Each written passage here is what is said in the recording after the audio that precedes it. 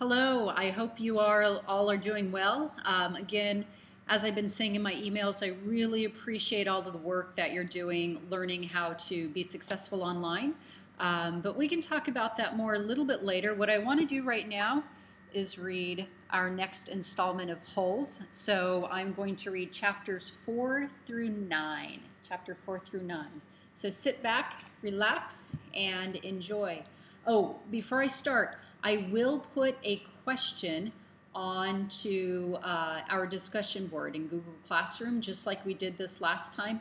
I really, really love the questions that you're putting up, how you're responding to each other. It seems like there's just some great learning going on. So awesome job with that. And I will be posting some exemplars or some excellent examples of good open-ended questions. All right, so here we go. Chapter 4. Stanley felt somewhat dazed as the guard unlocked his handcuffs and led him off the bus. He'd been on the bus for over 8 hours. "Be careful," the bus driver said as Stanley walked down the steps. Stanley wasn't sure if the bus driver meant for him to be careful going down the steps or if he was telling him to be careful at Camp Green Lake. "Thanks for the ride," he said. His mouth was dry and his throat hurt. He stepped onto the hard, dry dirt. There was a band of sweat around his wrist where the handcuff had been. The land was barren and desolate. He could see a few run-down buildings and some tents. Farther away, there was a cabin beneath 2 tall trees. Those 2 trees were the only plant life he could see. There weren't even weeds. The guard led Stanley to a small building. A sign in front said, "You are entering Camp Green Lake Juvenile Correction Facility."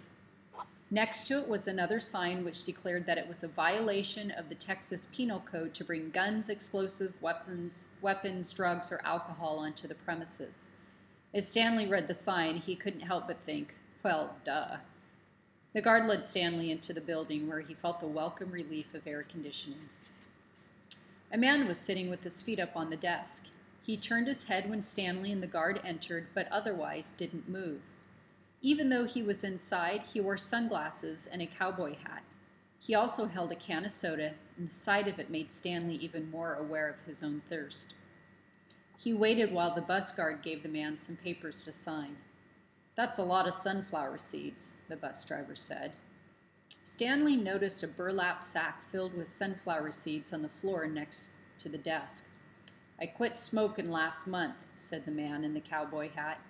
He had a tattoo of a rattlesnake on his arm, and as he signed his name, the snake's rattle seemed to wiggle. "I used to smoke a pack a day. Now I eat a sack of these every week." The guard laughed. There must have been a small refrigerator behind him because a man in the cowboy hat produced 2 more cans of soda. For a second, Stanley hoped that one might be for him, but the man gave one to the guard and said the other was for the driver.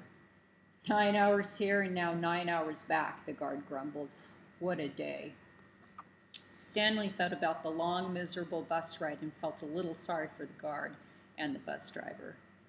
The man in the cowboy hat spit sunflower seed shells into a waste paper basket. Then he walked around the desk to Stanley. "My name is Mr. Sir," he said. "Whenever you speak to me, you must call me by my name. Is that clear?" Stanley hesitated. Yes, Mr. Sir," he said, though he couldn't imagine that was really the man's name. "You're not in the Girl Scouts anymore," Mr. Sir said. Stanley had to remove his clothes in front of Mr. Sir, who made sure he wasn't hiding anything. He was then given 2 sets of clothes and a towel. Each set consisted of a long-sleeve orange jumpsuit, an orange t-shirt, and yellow socks. Stanley wasn't sure if the socks had been yellow originally. He was also given white sneakers, an orange cap, and a canteen made of heavy plastic, which unfortunately was empty. The cap had a piece of cloth sewn on the back of it for neck protection. Stanley got dressed. The clothes smelled like soap. Mr. Sir told him he should wear 1 set to work in and 1 set for relaxation. Laundry was done every 3 days. On that day, his work clothes would be washed, and then the other set would become his work clothes, and he would get clean clothes to work while resting. "You are to dig 1 hole each day, including Saturdays and Sundays. Each hole must be 5 feet deep and 5 feet across in every direction. Your shovel is your measuring stick. Breakfast is served at 4:30. Stanley must have looked surprised because Mr. Sir went on to explain that they started early to avoid the hottest part of the day. No one's going to babysit you, he added. The longer it takes you to dig, the longer you will be out in the sun. If you dig up anything interesting, you're to report it to me or any other counselor. When you finish, the rest of the day is yours. Stanley nodded to show he understood. This isn't a Girl Scout camp, said Mr. Sir. He checked Stanley's backpack and allowed him to keep it. Then he led Stanley outside into the blazing heat. Take a good look around you, Mr. Sir said. What do you see? Stanley looked out across the vast wasteland. The air seemed thick with heat and dirt. Not much, he said. Then he hastily added, Mr. Sir. Mr. Sir laughed. Do you see any guard towers? No. How about electric fences? No, Mr. Sir. There's no fences at all, is there? No, Mr. Sir. You want to run away? Mr. Sir asked him. Stanley looked back at him, unsure of what he meant. If you want to run away, go ahead, start running. I'm not going to stop you. Stanley didn't know what kind of game Mr. Sir was playing. I see you looking at my gun. Don't worry, I'm not going to shoot you. He tapped his holster. This is for yellow-spotted lizards. I wouldn't waste a bullet on you. I'm not going to run away, Stanley said. Good thinking, said Mr. Sir. Nobody runs away from here. We don't need a fence. Know why? Because we've got the only water for 100 miles. You want to run away? You'll be buzzard food in 3 days. Stanley could see some kids dressed in orange and carrying shovels dragging themselves towards the tents. You thirsty? Asked Mr. Sir. Yes, Mr. Sir, Stanley said gratefully.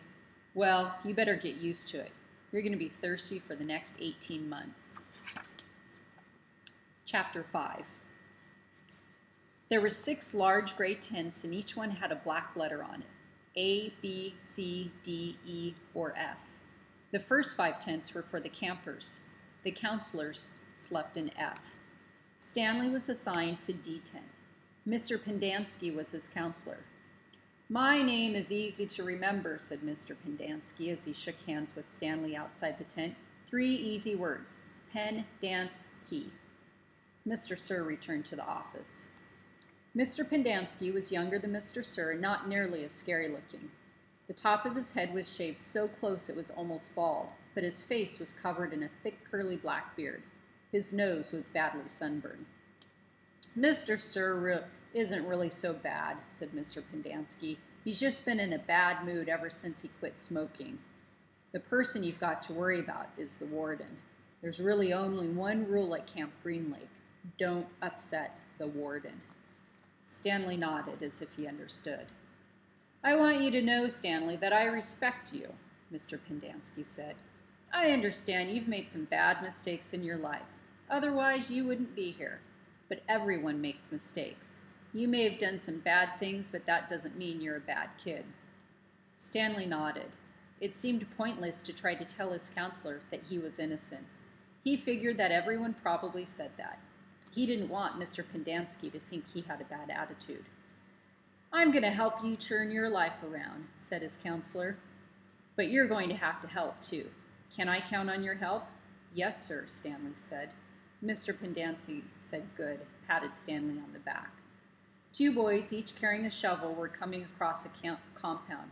Mr. Pendanski called to them, Rex, Alan, I want you to come say hello to Stanley. He's the newest member of our team. The boys glanced wearily at Stanley. They were dripping with sweat. Their faces were so dirty that it took Stanley a moment to notice that one kid was white and the other black. What happened to Barf Bag? Said the black kid. Lewis is still in the hospital, said Mr. Pendanski. He won't be returning.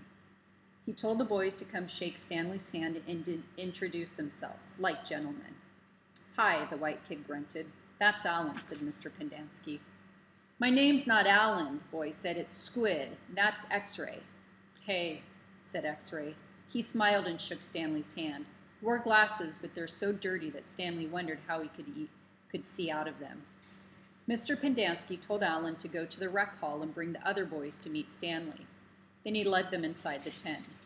There were 7 cots, each one less than 2 feet from the one next to it.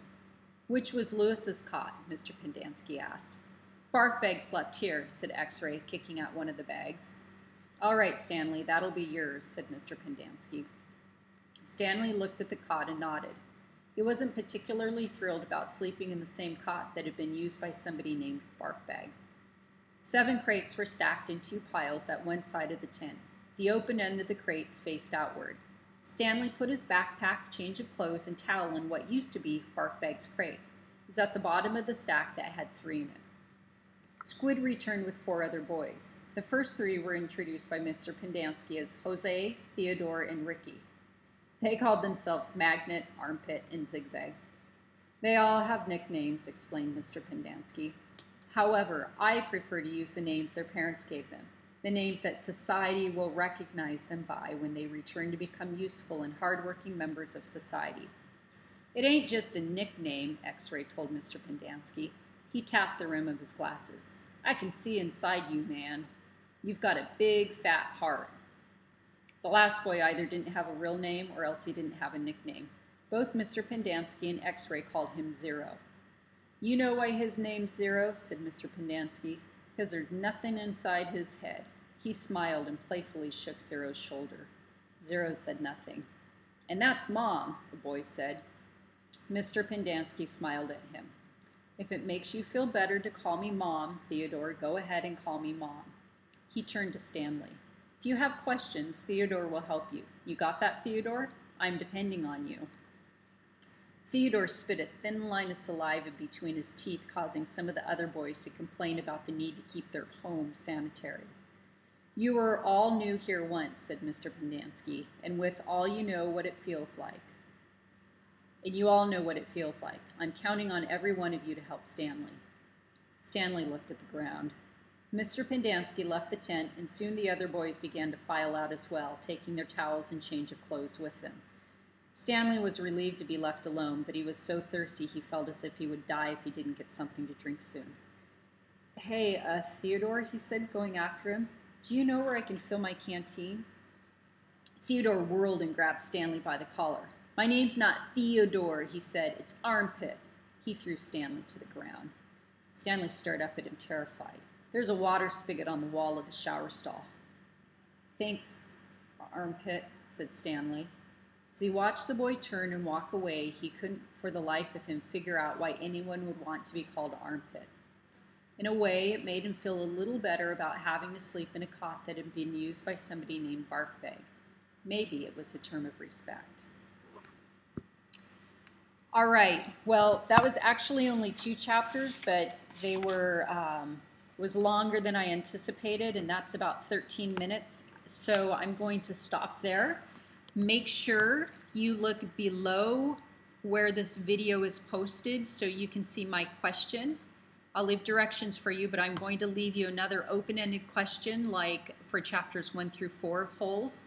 And then I want you to respond to that question, come up with your own open-ended question, and I would like for you to respond to another student's question. So we're going to practice doing a discussion online again. I think that it worked out well, and I will see you soon. Have a great day. Thanks.